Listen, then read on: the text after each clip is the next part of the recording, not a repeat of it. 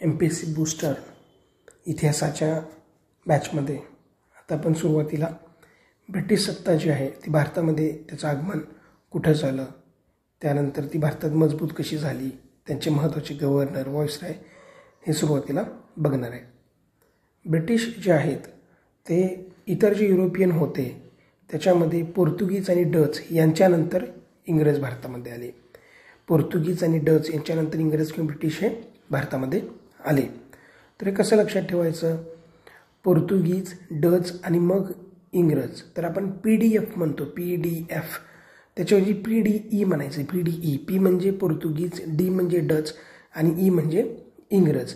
PDE म्हणजे पहिल्यांदा पोर्तुगीज आले, त्यानंतर D चं डच आले आणि Eचं इंग्रज आले.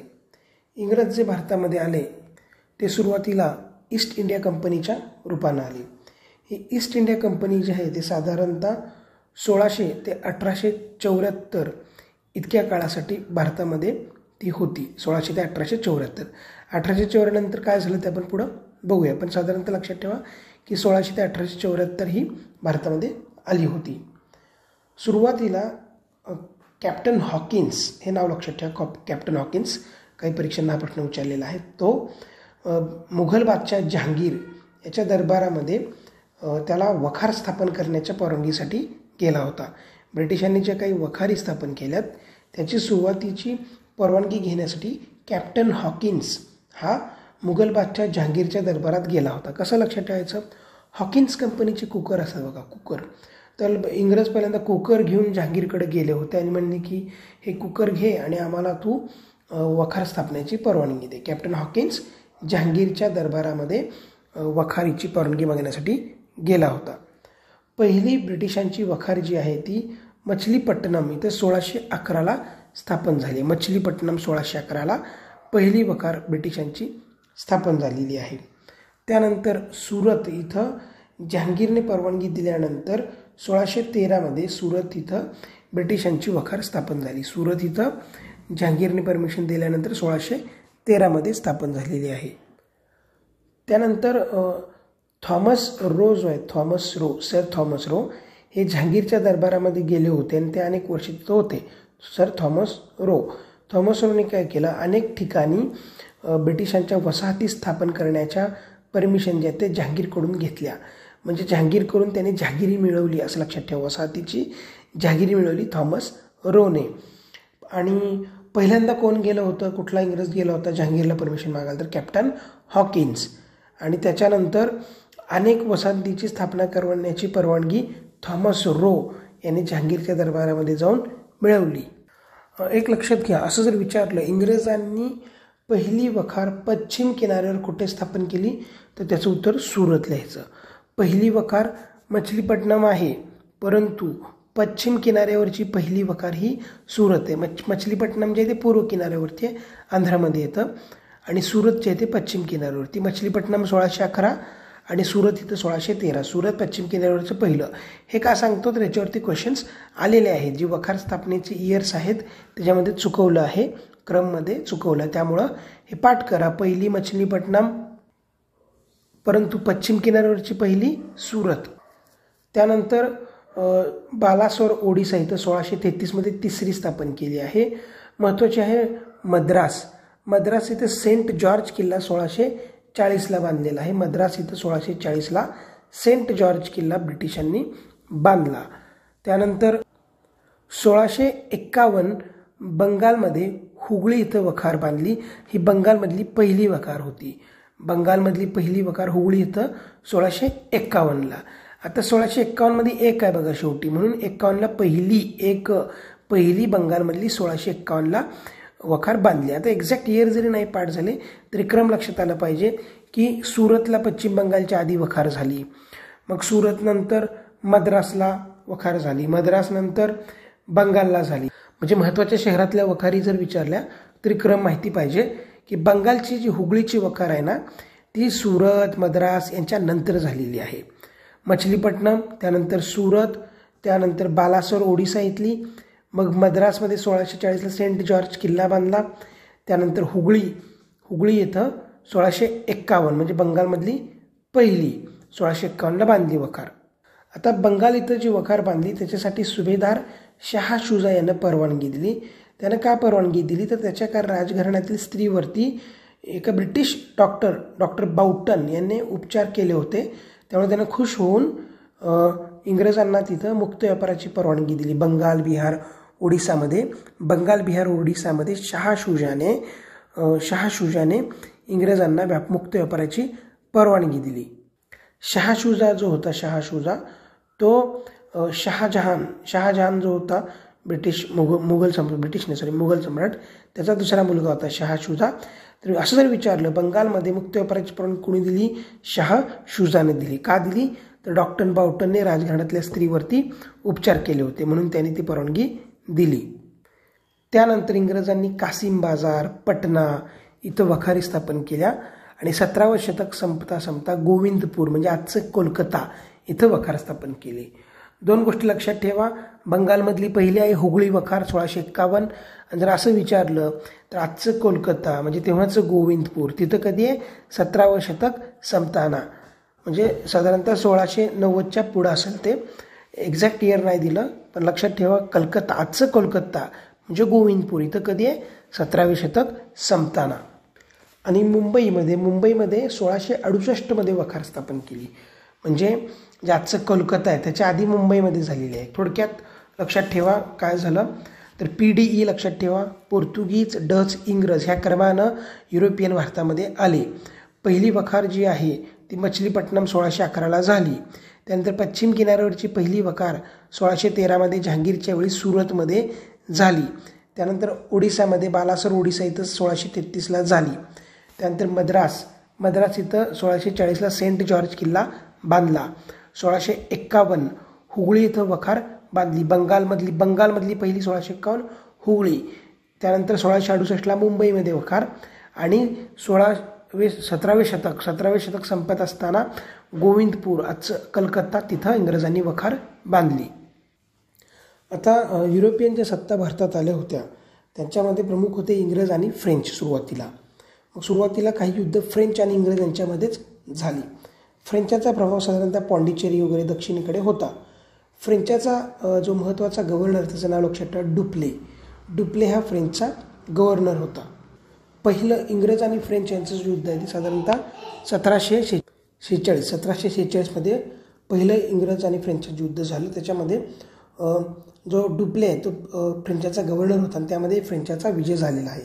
दुसरे इंग्रज फ्रेंच जे युद्ध आहे त्याच्यामध्ये दुसऱ्या युद्धात कर्नाटकचा नवाब आणि हैदराबाद निजामाचे जे वारस होते त्यांच्यामध्ये काही भांडणं होती.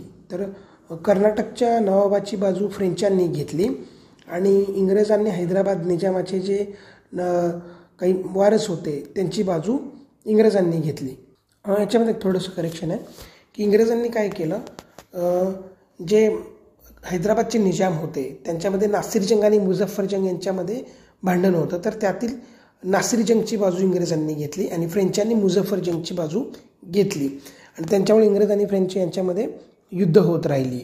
याच्यामध्ये एक लढाई महत्त्वाची आहे, अर्काटची किल्ल्याची लढाई. फार काही डिटेल लक्षात ठेवू नका या युद्धाचं. म्हणजे जे कर्नाटकचे नवाब आणि जे हैदराबादचे निजामचे काही नातू आहेत त्यांचे युद्ध काय झालं. महत्त्वाचा मुद्दा लक्षात घ्या की याच्यामध्ये रॉबर्ट क्लाईव्हनं अर्काट किल्ला जिंकला होता. रॉबर्ट क्लाईव्हनं या लढाईमध्ये इंग्रज फ्रेंच हे जे युद्ध झाले त्यामध्ये अर्काट किल्ला जिंकला, रॉबर्ट क्लाईव्हने जिंकला. हे खूप महत्त्वाचं आहे. ही फॅक्ट लक्षात ठेवा की रॉबर्ट क्लाईव्हनं फ्रेंचांच्या ताब्यातील अर्काट किल्ल्याला वेढा देऊन तो जिंकला आणि या युद्धामध्ये इंग्रजांचा विजय झाला आणि याच्या पराभवाची जबाबदारी डुप्लेवरती गेली फ्रेंचाच्या आणि डुप्ले परत फ्रान्सला गेला. त्यानंतर तिसरं इंग्रज फ्रेंच युद्ध साधारणतः 1759ला झालं. याच्यामध्ये इंग्रजांचं नेतृत्व आयर कूट करत होता, आयर कूट. आणि याच्यामध्ये असं लक्षात ठेवा की आयर कूटनी फ्रेंचांना कुटलं म्हणून इंग्रजांचं नेतृत्व आयर कूट करत होता. वांदी वॉशची लढाई एक महत्त्वपूर्ण आहे. इंग्रज आणि फ्रान्स यांच्यामध्ये अंतिम लढाई वांदी वॉश इथं झाली आणि त्याच्यामध्ये इंग्रजांचा विजय झाला आणि इंग्रजांचा सेनापती आयर कूट होता आणि आयर कूटनी फ्रेंचांना कुटलं हे लक्षात ठेवा. आणि वांदी वॉश म्हणजेच व्हाईट वॉश म्हणतो आपण. एखादी क्रिकेटची जी मालिका आहे ती जर मोठ्या फरकाने जिंकले, त्याला व्हाईट वॉश दिला असं म्हणतो. तर इंग्रजांनी फ्रेंचाला व्हाईट वॉश दिला असं लक्षात ठेवा. वॉन दी वॉश इथं फ्रेंचांचा निर्णायक पराभव झालेला आहे. वॉन दी वॉश याच्यावरती क्वेश्चन अनेकदा आलेला आहे. वॉन दी वॉशची लढाई इंग्रजांनी जिंकून फ्रेंचांचा व्हाईट वॉश केला असं लक्षात ठेवा. हे का सांगितलं फ्रेंच इंग्रज, तर ह्यांच्यातले काही महत्त्वाची नावं जी सांगितली ती महत्त्वाची आहेत. अनेक परीक्षांच्यावर क्वेश्चन आलेले आहेत, तर ती लक्षात ठेवा. आता बघूया की ब्रिटिशांनी बंगालमध्ये त्यांचं बस्तान कसं बसवलं. सुरुवातीला महत्त्वाचे तिथले लोक कोण होते त्याच्यावरती क्वेश्चन्स आलेले आहेत. तर बंगालमध्ये मुघल बादशाह फर्रुख सियर याने 1717 साली कंपनीला व्यापाराचा विशेष अधिकार दिला. बंगालमध्ये फर्रुख सियरनं ब्रिटिश कंपनीला व्यापाराचा विशेष अधिकार 1717 दिला. या विशेष अधिकारामध्ये बंगालमध्ये मालाची आयात निर्यात जकातमुक्त करण्यात आली. परंतु जे कंपनीतले नोकर होते, काम करणारे लोक होते, त्यांच्या खाजगी व्यापाराला जकातमुक्ती नव्हती. म्हणजे खाजगी व्यापाराला परवानगी होती नोकरीत काम म्हणजे बंगालच्या जी ब्रिटिश इंडियाची कंपनी होती त्याच्यामध्ये काम करणारे जे लोक होते त्यांना खाजगी व्यापाराची परवानगी होती त्यावेळेस, परंतु त्याच्यावरती जकातीवरती सूट नव्हती. परंतु कंपनीचे लोक गैरवापर करून खाजगी व्यापार पण जकातमुक्तपणे करत होते. आता याच्यावरती क्वेश्चन आलेला आहे पुढे काय झालं की हे जकातमुक्त जे करत होते खाजगी व्यापार त्याला परवानगी कोणी नाकारली, तर बंगालचा नवाब मुर्शिद कुली खाननं परवानगी जकात सूट नाकारली. बंगालचा नवाब मुर्शिद कुली खानने कंपनीची ही काही जकात सूट होती ती नाकारली. 2021ला क्वेश्चन आला आहे की जकात सूट कोण नाकारली, तर नाव लक्षात ठेवा, बंगालचा नवाब मुर्शिद कुली खान याने जकात सूट नाकारली. मुर्शिद कुली खानने काही महत्त्वाच्या गोष्टी केल्या. जकात सूट नाकारली, राजधानी ढाक्यावरून मुर्शिदाबादला नेली. याचं नावच मुर्शिद कुली खान आहे म्हणून त्याने राजधानी मुर्शिद कुली नाव म्हणून मुर्शिदाबादला राजधानी नेली. आणि बंगालच्या प्रश्नात अशा प्रकारे तो सुधारणा करू लागला प्रशासनामध्ये. आणि असा प्रशासनात सुधारणा करणारा मुर्शिद कुली खान हा बंगालचा पहिला नवाब बनला. जो भूराजस्व वसुली होती म्हणजे भूमीचा कर समजा, लँड रिव्हेन्यू, जमीन महसूल, भूराजस्व, त्याच्या वसुलीसाठी ठेकेदारी पद्धत मुर्शिद कुली खाननं सुरू केली. त्या ठेकेदारी पद्धतीला इजारा पद्धत म्हणतात. तर असं विचारलं भूराजस्व किंवा जमीन महसूल वसुलीसाठी ठेकेदारी पद्धत कोणी सुरू केली, तर ती मुर्शिद कुली खान याने सुरू केली आहे. त्यानंतर ह्या मुर्शिद कुली खान नंतर महत्त्वाचा नवाब बनला अलवर्दी खान. अलवर्दी खानचं काय लक्षात ठेवायचं, अलवर्दी खान याने इंग्रजांना आणि फ्रेंचांना त्यांच्या जे काही किल्ले वगैरे होते किंवा जे काही त्यांचे ठिकाणं होती तिथं तटबंदी बांधण्यास विरोध केला. इंग्रजांना फ्रेंचांना तटबंदी बांधण्यास विरोध कोणी केला, अलवर्दी खान. अलवर्दी खान याने तटबंदी बांधण्यामध्ये विरोध केला. त्यानंतर सिराज उदौला हा अलवर्दी खानचा नातू होता, तो नवाब बनला. सिराज उदौलाच्या काळात काही महत्त्वाच्या घटना घडल्या आहेत. त्यातील आहे अंधार कोठडीची घटना, त्यानंतर प्लासीची लढाई. हे आता बघूया डिटेलमध्ये. कंपनी म्हणजे इंग्रजांची जी कंपनी होती त्यांनी फ्रेंचांचा पराभव केला होता, आपण पाहिलं वॉन दी वॉशच्या लढाईमध्ये वगैरे.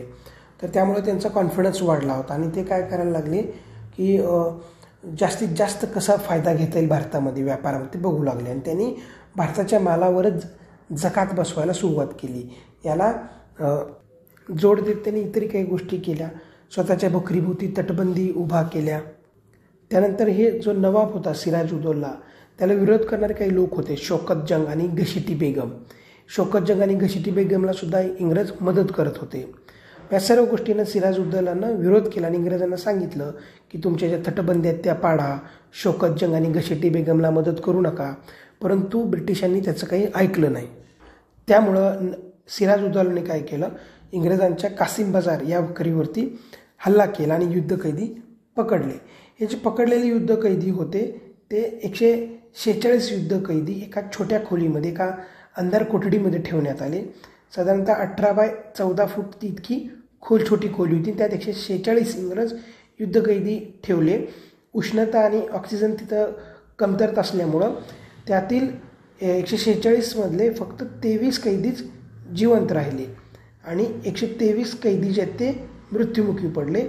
त्याला ब्लॅक होल ट्रॅजेडी, अंधार कोठडीची घटना असं म्हणतात. ही गोष्ट लक्षात ठेवा. सिराज उदौलानं काय केलं, इंग्रज त्याचं ऐकत नव्हते आणि गोष्टीचं उल्लंघन करत होते म्हणून त्यांच्यावर हल्ला केला आणि 146 कैदी बनवले, त्यातले 123 इंग्रज मेले अंधार कोठडीमध्ये, हे लक्षात ठेवा. 1756ला, साधारणतः 1756ला प्लासीच्या लढाईच्या 1 वर्ष आधी 1756मध्ये ही अंधार कोठडीची घटना घडली आहे. जर कुठली घटना कधी घडली सिक्वेन्स लावायचा प्रश्न आला तर लक्षात ठेवा, आधी अंधार कोठडीची घटना घडल्यानंतर मग प्लासी युद्ध झालं. प्लासीची लढाई आहे 23 जून 1757, तारीख लक्षात ठेवा. प्लासीची लढाई 23 जून 1757. प्लासी इथं इंग्रज आणि जो सिराजुद्दौला आहे त्याच्यामध्ये ही लढाई झाली. आता याच्यामध्ये जे इंग्रजासोबत काही फुटून गेले लोक होते सिराजुद्दौलाचे, ते कोण होते? सेनापती मीर जाफर. मीर जाफरला इंग्रजांनी नवाब बनवायचं ठरवलं होतं, करार केला होता. त्यामुळं सेनापती मीर जाफर हा इंग्रजांकडे गेला. सेनापती मीर जाफर, खजिनदार राय दुर्लभ, खजिनदार राय दुर्लभ हा सुद्धा इंग्रजांना मिळाला. सावकार जगत सेठ, अमीनचंद हे इंग्रजांसोबत गेले. जर विचारलं इंग्रजांसोबत कोण होतं 1757मध्ये, सेनापती मीर जाफर, खजिनदार राय दुर्लभ, सावकार जगत सेठ, अमीनचंद हे इंग्रजांसोबत होते. प्लासीच्या लढाईमध्ये इंग्रजांकडे खूप कमी सैन्य होते, 1100 इंग्रज होते फक्त आणि 2100 भारतीय सैन्य होते. इंग्रजांकडे 1100 प्लस 2100 भारतीय सैन्य होतं आणि त्यांच्या विरोधात नवाबाकडे 50,000 इतकं सैन्य होतं. म्हणजे नवाबाकडे खूप मोठं सैन्य होतं. प्लासीच्या लढाईमध्ये सुरुवातीला सिराजुद्दौलाचे जे काही सैनिक होते ते अग्रेसर होते जिंकण्यामध्ये, परंतु त्यांच्यामध्ये मीर मदान हा एक प्रमुख होता, तो एका तुकडीचा प्रमुख होता. तो मारल्या गेल्यानंतर मीर जाफरने सिराजुद्दौला सांगितलं की तू निघून जा, आम्ही आता पुढचं युद्ध बघतो. मग सिराजुद्दौला निघून गेला, परंतु मीर जाफर हा फितूर झाला होता. त्यामुळे मीर जाफर इंग्रजांना मिळाला आणि अशा प्रकारे इंग्रजांनी प्लासीची लढाई जिंकली. मीर जाफरला त्यांनी नवाब केलं आणि सिराजुद्दौला ठार मारलं. प्लासीची लढाई जी इंग्रजांनी जिंकली त्याचं महत्त्व काय आहे तर मॅलेसननं सांगितलं की इतिहासाला इतकी प्रभावित करणारी लढाई दुसरी कोणतीही नव्हती. मॅलेसन म्हणतोय इतिहासाला प्रभावित करणारी दुसरी कोणतीही लढाई नव्हती. प्लासीच्या लढाईनंतर इंग्रजांनी जी लूट केली होती ती लूट 100 नावांमध्ये कलकत्त्यामध्ये भरून आणली गेली. या लुटीमध्ये चांदीचे शिक्के, इतर संपत्ती इंग्रजांनी लुटली होती आणि याच्या जोरावरती इंग्रजांनी दक्षिण भारत जिंकून उत्तर भारताला आपल्या प्रभावाखाली आणले. त्यानंतर सिराजुद्दौलानंतर मीर जाफर हा नवाब बनला, परंतु मीर जाफर जो आहे तो कंपनीच्या पैशाची मागणी पूर्ण करू शकला नाही. त्यामुळे त्याला कंपनीनं पदावरून काढलं. मीर जाफरला पदावरून काढून मीर कासिम याला नवाब बनवलं. मीर जाफर ज्याला इंग्रजांनी काढलं, मीर जाफर हा सिराजुद्दौलानंतर नवाब बनला होता, परंतु त्याला एक समजलं की इंग्रजांच्या परवानगीशिवाय त्याला काहीच गोष्टी करता येत नव्हत्या. त्यामुळे तो इंग्रजांना विरोध करायचं त्याने ठरवलं होतं. त्याचबरोबर तो पैशाची मागणीही पूर्ण करू शकला नाही. त्यामुळे मीर जाफरला नवाब पदावरून जावं लागलं आणि मीर कासिम हा नवाब बनला. हा जो मीर कासिम आहे तो पूर्णिया आणि रंगपूरचा शासक होता. मीर कासिम यानं काय केलं, जी राजधानी आहे ती मुर्शिदाबादवरून मुंगेर इथं नेली. मुर्शिदाबादवरून मुंगेर इथं राजधानी कोणी नेली तर मीर कासिमने नेली. जर स्टेटमेंट आले पूर्णिया आणि रंगपूरचा शासक होता, राजधानी मुर्शिदाबादवरून मुंगेरला नेली, तर तो आहे मीर कासिम. मीर कासिमनं राज्याची आर्थिक स्थिती सुधारण्यासाठी काही प्रयत्न केले, करांमध्ये वाढ केली, काही नवीन कर लागू केले, भ्रष्ट अधिकाऱ्यांविरुद्ध मोहीम राबवली. मीर कासिमनं काय केलं, इंग्रज व्यापारी जे होते त्यांना विशेष काही सवलती होत्या आणि भारतीय व्यापारी यांना नव्हत्या. तरी मीर कासिमनं सर्व अंतर्गत कर हटवले. इंग्रज व्यापाऱ्यांनी भारतीय व्यापारी समकक्ष आणले.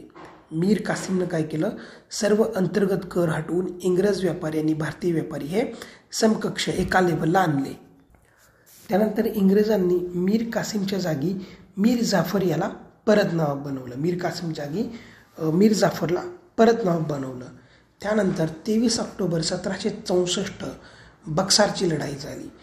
एक लक्षात ठेवा, 1757 प्लासीची लढाई, त्यानंतर 1764 बक्सारची लढाई. बक्सारची लढाई इंग्रजांविरुद्ध झाली. त्याच्यामध्ये इंग्रजांविरुद्ध कोण होते, मीर कासिम, त्याला नाव पदावरनं काढलं तो मीर कासिम, मुघल सम्राट शाह आलम, अवधचा अवधचा नवाब शुजाउद्दौला हे एका बाजूला होते आणि दुसऱ्या बाजूला इंग्रज होते. बक्सरच्या लढाईमध्ये कोण होतं? मीर कासिम, मुघल सम्राट शाह आलम, अवधचा नवाब शुजाउद्दौला वर्सेस इंग्रज. 1764 बक्सरची लढाई. आणि या 1764च्या बक्सरच्या लढाईमध्ये इंग्रजांचा विजय झाला.